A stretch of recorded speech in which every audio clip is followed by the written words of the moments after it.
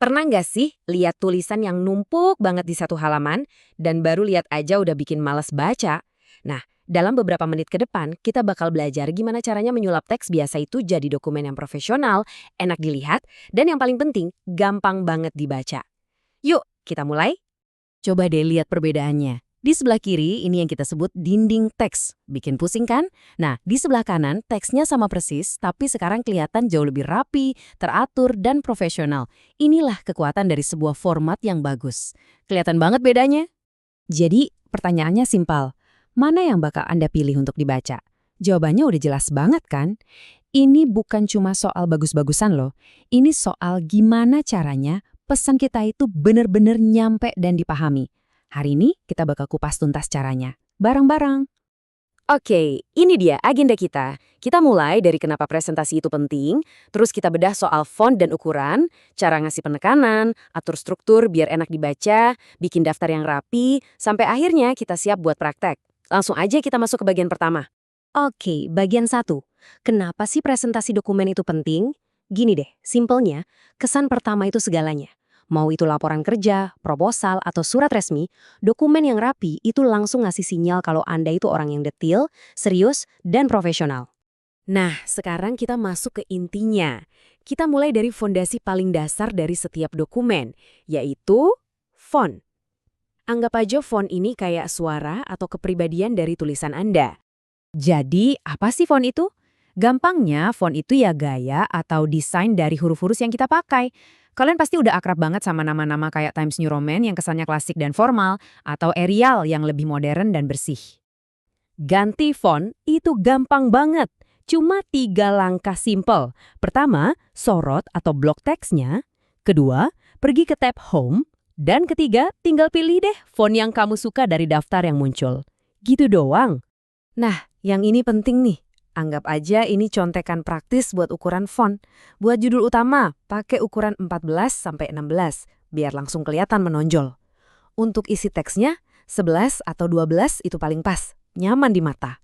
Terus buat catatan-catatan kecil, 10 aja udah cukup. Kuncinya itu keseimbangan. Oke, lanjut. Gimana caranya kita menyorot informasi yang paling penting? Disinilah kita pakai alat-alat penekanan buat ibaratnya nuntun mata pembaca ke bagian yang kita mau mereka perhatikan. Pertama, ada bold atau tebal. Anggap ini senjata utama kita buat menekankan poin-poin kunci. Cocok banget buat subjudul atau kata-kata penting. Mau cepat? Tinggal pencet aja, Ctrl sama B. Terus ada italic atau miring. Yang ini lebih halus, sempurna buat istilah-istilah asing, misalnya kata software, atau kalau kita mau ngasih penekanan yang lebih subtle di dalam kalimat. Terakhir, ada underline atau garis bawah.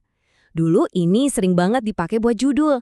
Tapi hati-hati ya, di zaman sekarang tulisan yang digaris bawahi itu sering banget disangka link internet, jadi pakainya harus bijak. Nah, 3 alat ini adalah kunci buat bikin dokumen jadi lebih hidup. Oke, sekarang kita naik level. Dari yang tadinya ngurusin per kata, sekarang kita ngurusin paragraf. Ini nih kuncinya buat ngubah dinding teks yang bikin males baca jadi halaman yang rapih dan menarik. Spasi baris atau line spacing itu ngaruh banget loh ke kenyamanan membaca. Spasi 1.0 itu rasanya agak sesek. Sementara spasi 1.5 atau 2.0 itu ngasih ruang nafas buat teks kita. Jadi mata nggak gampang capek. Biasanya buat tugas kuliah atau makalah, spasi 1.5 itu udah jadi standar. Yuk kita bahas soal perataan teks atau alignment.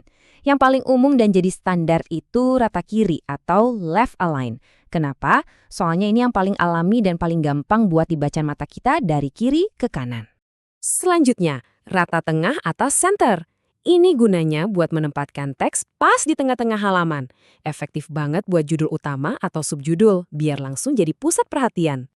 Terus ada rata kanan atau right align. Yang ini bikin sisi kanan teks jadi lurus. Penggunaannya lebih spesifik, biasanya sih buat nulis tanggal di pojok kanan atas surat, atau buat blok tanda tangan di bagian bawah. Dan yang terakhir, ini dia jagoannya, justify atau rata kanan kiri.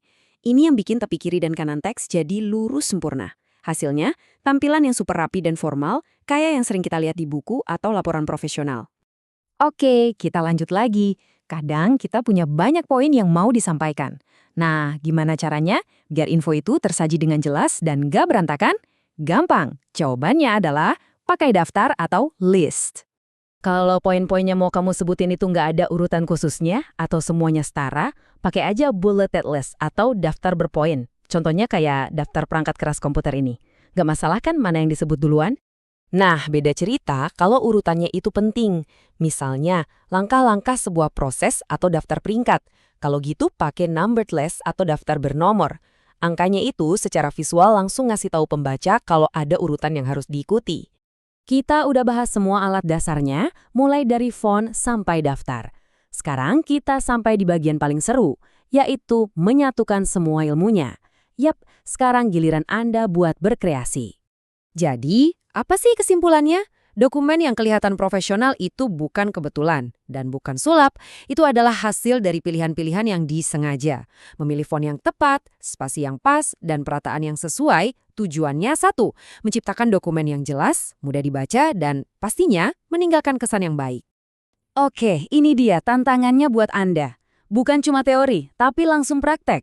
Coba deh buat sebuah surat resmi 1 halaman dan ikuti 5 langkah ini. Terapkan semua yang udah kita pelajari barusan. Anda bakal kaget lihat perbedaannya. Jadi pertanyaannya bukan lagi, bisa nggak ya? Tapi, kapan mau mulai? Selamat mencoba!